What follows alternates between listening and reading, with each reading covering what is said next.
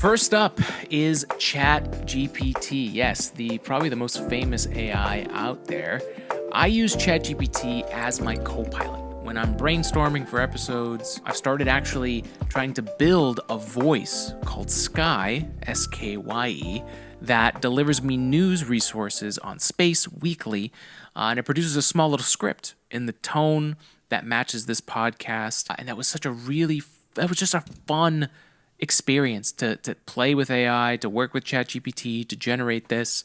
And I've also trained it to produce sources for anything that Skye generates for the week. I was also able to have it help me generate an episode template from an idea that I have, right? If I'm just not good at writing. I struggled with that growing up for sure. For me, it's like that first process of getting writing and just the structure of writing so that you can then be creative and add your ideas.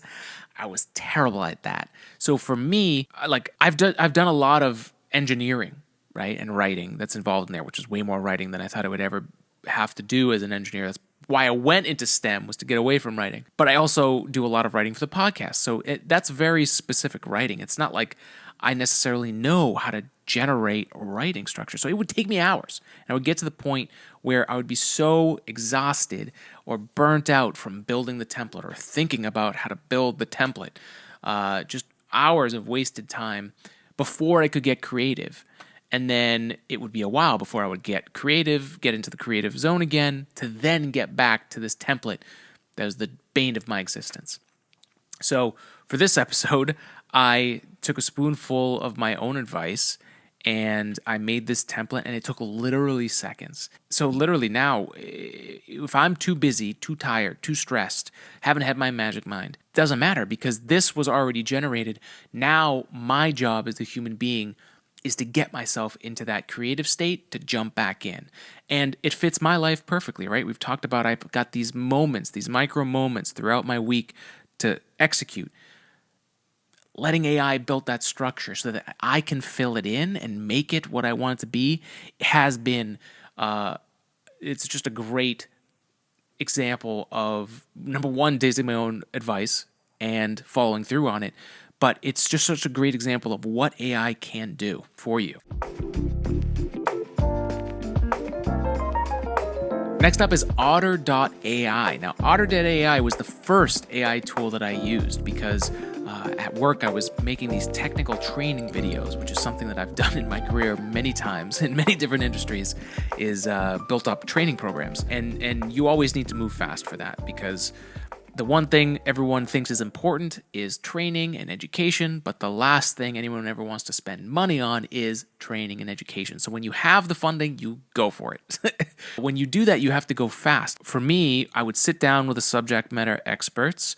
We would record them doing, their draft live version of a training, and then we would run the transcript through Otter.AI, and we'd get a generated transcription of topics. We'd have timestamps for ideas. And then we can go through and we could strip it down to the extra parts, to the root of whatever we were trying to get to, and make it something good for training. And then I realized that you can just run your episodes through this, your YouTube videos. I was spending all this time generating titles and figuring out what we were talking about on the episode in a big picture manner. And then timestamps for the episodes. That became important in the last few years for YouTube.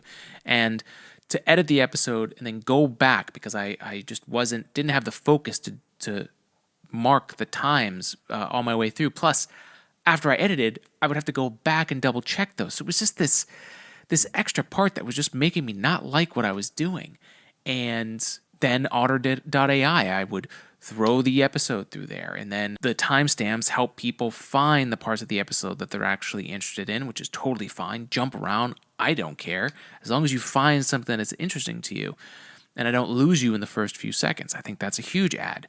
Another value add is when I interview someone for the podcast. For me, it gives me a rough percentage, for anyone, when you run it through, it gives you a rough percentage if there's multiple speakers of how long, what's the percentage of the amount of time that person spoke.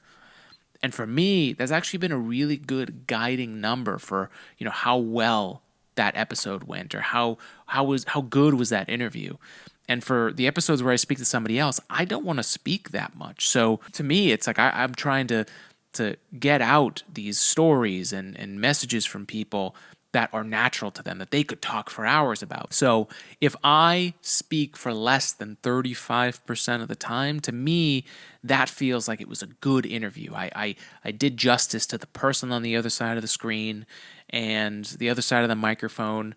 And to me, I mean, we talk so much in the episode. I'm sure people are fine not listening to me another time. But to me, that one metric, which was not something I expected or even got the tool for, that was really important. And then, of course, just ideas, right? And topics that helps with hashtags, that helps with just in general. Like you can go to the episode in the description and just look at the topics. And if it's something you like, you jump in. It's a simple value add.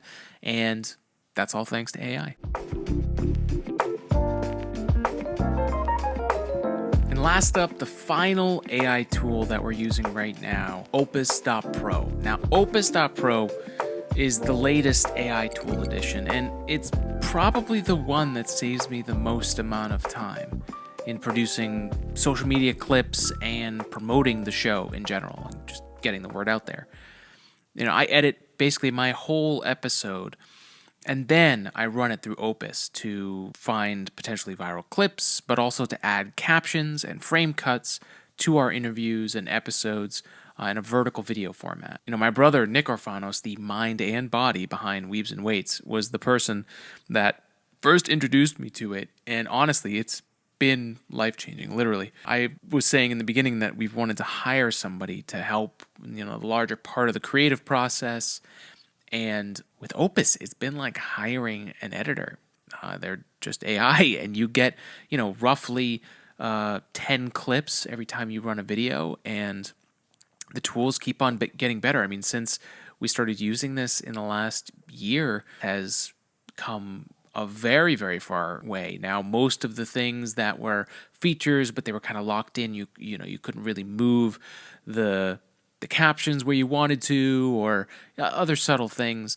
It's gone in a great direction where now I'm editing completely these clips in Opus.pro because you can do that. It's through a browser, right? So you don't need to download a program or need an app. Literally in the browser you can do it.